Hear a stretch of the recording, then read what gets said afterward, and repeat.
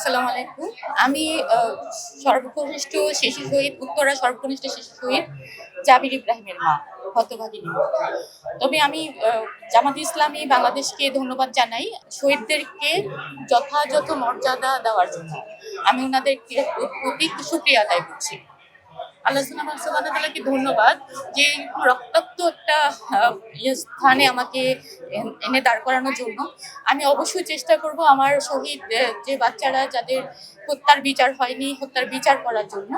সর্বপ্রথম আমি তাদের হত্যার বিচার চাইব। আমার আহত যোদ্ধাদের তাদের সুস্বাস্থ্য এবং তাদের চিকিৎসা নিশ্চিত করার চেষ্টা করব। আর আমার জুলাই যোদ্ধা যারা আছে তাদেরকে পুনর্বাসন এবং তাদের শিক্ষা ব্যবস্থা, তাদের জ্ঞান অর্জনের যে ব্যবস্থা সেটা আমি আনসার করবো। নারীদের নিয়ে আপনার কি ভাবনা আছে সংসদে? যেহেতু আমি জুলাই শহীদ পরিবার নিয়ে কাজ করব, আমি চেষ্টা করব প্রতিটা মা, বোন, স্ত্রী যারা আছেন তাদেরকে নিয়ে তাদের মান উন্নয়নের চেষ্টা করবো ইনশাল্লাহ। বিএনপি সহ যারা জুড়ে রয়েছে তারা জুলাই যে গণভোটটি রয়েছে সেটিকে তারা অস্বীকার করছে বা সংবিধানের সেই বিষয়ে আপনার কোনো কথা আছে?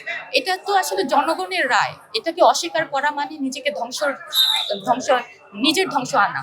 তো জনগণের রায় অস্বীকার করে তো আসলে বেশি দূর যাওয়া সম্ভব নয়।